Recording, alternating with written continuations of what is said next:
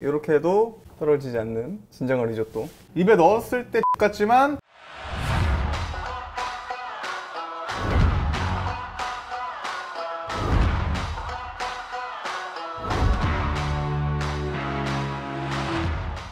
자, 안녕하십니까. 오늘은 레스토랑에서 만드는 리조또 레시피를 알려드릴 거예요. 집에서 이제 레스토랑에서 먹는 리조또만큼 맛있고 특유의 식감 그리고 풍미를 살리는 법을 알려드리도록 할게요. 리조또의 가장 기본적인 요소가 크게 두 가지가 있는데, 첫 번째는 쌀이고 두 번째는 육수입니다. 먼저 쌀부터 알려드리자고 하면, 사실 이 쌀은 좀 말도 안 되게 비싼 쌀이긴 해요. 이게 보통 이제 해외에서 리조또를 파는 레스토랑이라고 하면 보통 이 쌀을 쓰거든요. 아브리오 쌀이라고 해가지고, 이건 이제 수입산만 있고 국내산은 없습니다. 가격이 정말 사악한데, 저희가 보통 흔히 접하는 쌀 같은 거 1kg 사면 6,400원에 구매 가능하거든요. 얘 같은 경우는 1kg에 64,000원. 64,000원, 64,000원. 말도 안 되죠. 한우보다 비싸요.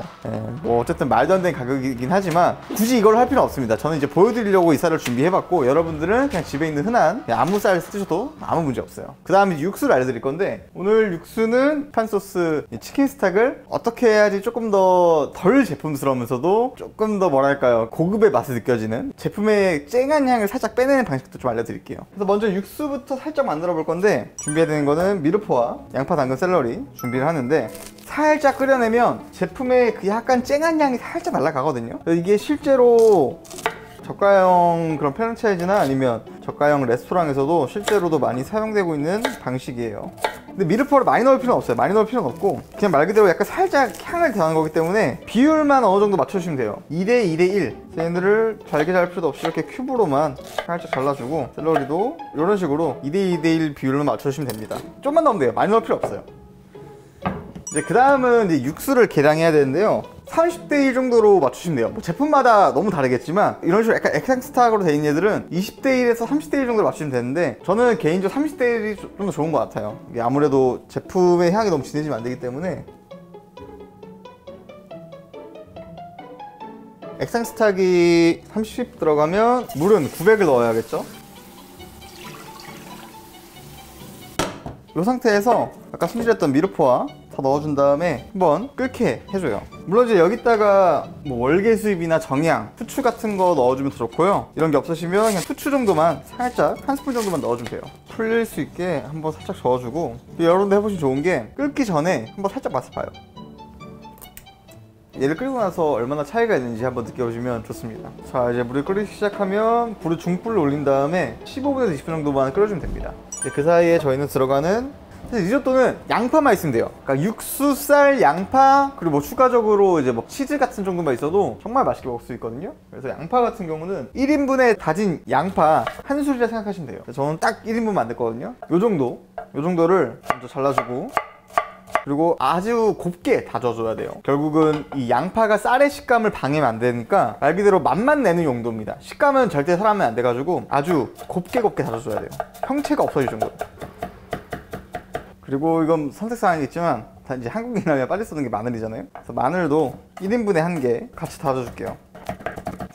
이제 다지는 거를, 와, 진짜 이 정도까지 해야 되나? 라는 느낌이 들 정도로 다져줘야 돼요. 이런 느낌으로 아주 곱게 다져줘야 돼요. 그 다음에 이제 바로 들어가 봅시다. 리조또를 만들 때는 팬보다는 이런 냄비를 쓰는 게 좋아요. 그래서 기름 살짝 한 2스푼 정도 둘러주고, 아까 다져놨던 양파 넣어줍니다. 그래서 얘는 중불에서 볶아주는데 절대 색을 내면 안 돼요. 양파나 마늘 색이 나면 얘는 향이 너무 강해지거든요. 그래가지고 이제 육수나 이런 쌀의 맛을 좀 해칠 수 있어가지고 얘는 그냥 수분을 날리는 정도. 눈 매워. 살살 볶아줘요. 이렇게 했을 때 양파와 마늘의 매운 향이 좀 날아가요. 요런 식. 딱 요런 식이 될 때까지 약간 수분이 날아간 정도, 요 정도까지 볶아준 다음에 쌀을 넣어줄 건데, 쌀을 넣어줍니다. 쌀을 넣어주고 얘네를 같이 볶아줘요. 이렇게 같이 볶아줍니다. 기름을 살짝 더 둘러도 좋고요. 이 쌀 볶아주는 작업이 진짜 중요하거든요. 이 쌀이 볶아지면서 겉면에 균열이 생겨요. 그 균열들 사이로 육수와 이런 맛들이 더 잘 들어갈 수 있게 도와줘가지고 중불에서 조금 충분히 볶아주는 게 좋습니다. 쌀을 조금 보여드리자면 이런 식이에요. 이런 식으로 뭐랄까요, 조금 더 커요. 저희가 흔히 접하는 쌀들보다 입자들이 좀 더 큽니다. 그게 특징입니다. 아, 그리고 제일 중요한 거, 쌀을 씻으면 안 돼요. 이건 약간 좀 문화적인 차이라 생각을 하는데, 쌀을 안 씻는 이유는 쌀을 씻으면 쌀에 있는 전분이 빠지면서 그 리조또의 특유의 그런 끈적거림이 많이 없어져요. 물론 이제 조금 좀 그럴 수도 있잖아요, 위생적으로. 그러신 분들은 쌀을 씻은 물, 쌀뜨물을 따로 빼놨다가 육수 넣으면서 조금씩 같이 넣어주면 돼요. 그러면 이제 그 전분을 조금 보충해줄 수 있거든요. 실제로 해외에서는 리조또 할 때 안 씻어서 씁니다. 쌀을 볶다 보면 밑에 살짝 눌러봤거든요. 이때 이제 화이트 와인을 넣어서 디글레이징 해주듯이 향에 약간의 이런 화이트 와인의 풍미를 느껴주는 거예요. 화이트 와인은 이제 단 거보다는 드라이한 와인 아무거나 쓰시면 되고, 사실 비싼 거보다는 저렴한 와인을 쓰시는 게 좋아요. 아깝잖아요. 그래서 저도 항상 저렴한 와인을 씁니다. 그래서 와인은 쌀들이 한번 자작하게 잠길 정도로 한 번 넣어줘도 돼요. 한 3번 정도 나눠서 넣어줘도 되고요. 그래서 밑바닥에 눌러붙은 게 다 없어지도록 화이트 와인 조금씩 넣어주면서 다 긁어줄게요. 자, 그러면 현재 비주얼은 이런 비주얼이 나와요. 약간 갈색빛을 띄우죠. 물론 이 갈색빛도 안 띄우게 하는 방법도 있긴 하지만 저는 살짝 갈색빛 도는 게 더 맛있다 생각합니다. 이 상태에서 육수를 아까 끓여놨잖아요. 살짝 맛을 봐요. 그러면 확실히 물론 시판 육수의 맛은 나죠. 나지만 그 되게 쨍한 향이 없어지거든요. 채반에 좀 걸쳐서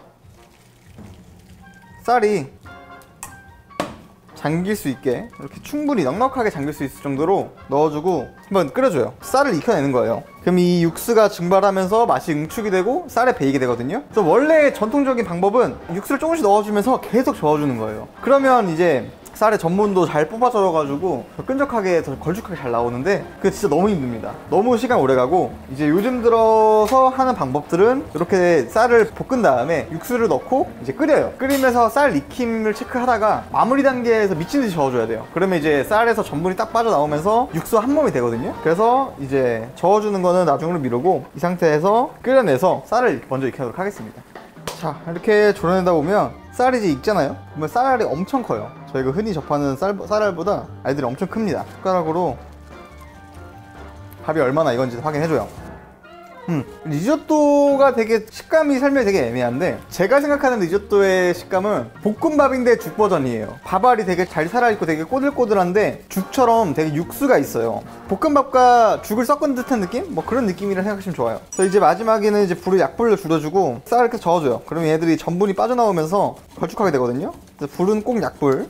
육수가 모자라면 넣어주면서 익히면 돼요. 덜 익으면. 이 식감은 개인 취향이기 때문에 먹었을 때 약간 그런 쌀알이 너무 살아있는 느낌이 싫으면 좀 더 익히시면 돼요. 본인의 취향에 맞춰서 하시면 됩니다. 보시면 되게 끈적끈적하죠? 아무것도 안 들어갔는데 육수와 이게 한 몸이 되어버렸죠. 그래서 더 저어줘요. 더 저어줘야 돼요. 네, 좋습니다. 그러면 약간 죽같이 떨어지지만 보시면 밥알이 다 살아있는 게 보이시죠? 요런 게 진짜 리조또. 그래서 맛을 보고, 이 시판 육수를 했기 때문에 간은 절대 모자르지 않아요. 이제 여기다가 이제 불을 끄고 파르미지ano 레지아노 치즈 좀 넉넉하게 갈아서 올려주고, 후추, 그리고 마지막에 엑스트라 버진 올리브 오일 반 스푼 정도 넣어준 다음에 한번 섞어줘요. 글쎄, 담아보자면 제대로 된 리조또는 이렇게 평평한 접시에다가 담아준 다음에 얘를 흔들어줘요. 이렇게 해도 쌀이 떨어지지 않아요. 이렇게 해도 안 떨어집니다, 여러분. 진정한 리조또는 이렇게 해도 붙어 있어요, 쌀알들이. 이렇게 해도 떨어지지 않는 진정한 리조또. 아, 이거 썸네일 각인가? 썸네일 각이다. 여기다가 이제부터 위에 올리는 건 개인 취향들인데 파슬리 같은 거 올리셔도 되고요. 저는 개인적으로 이렇게 루꼴라 좀 살짝 올려가지고 이렇게 먹는 걸 좋아합니다. 자, 이렇게 되면 레스토랑에서 만드는 진짜 리조또가 끝나게 됩니다. 그래서 먹을 때는 포크로 먹어야 돼요. 포크로 딱 이렇게 딱 뜨면 깔끔하게 퍼져요.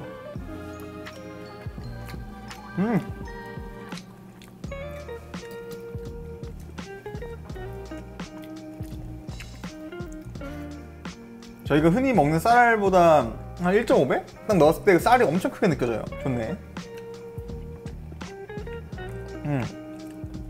먹었을 때 그 치킨 스톡의 감칠맛과 화이트 와인의 약간의 산미, 이런 게 복합적으로 입에서 터집니다. 밥알도 딱 입에 들어가면 하나 더 살아있는 것 같지만 씹었을 때는 부드럽게 씹혀지는 딱 좋은 식감.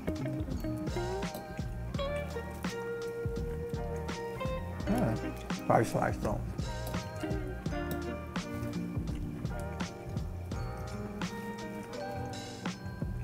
딱 포근하면 밑에 아무것도 안 남잖아요. 완전 깨끗하죠? 이런 게 이제 제대로 만든 리조또라는 걸 보여주는 거예요.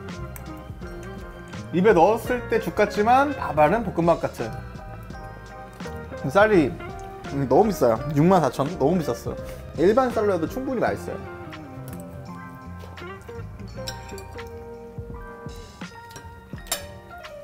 깔끔하면서도 깊은 맛. 좋았네. 생각보다 시판 뉴스도 맛있습니다. 그래서 여러분도 기회가 되시면 레스토랑 퀄리티의 리조또 한번 만들어 보시면 절대 후회 안 하실 겁니다. 저는 다음에 재미있는 영상으로 찾아뵙도록 하겠습니다. 감사합니다.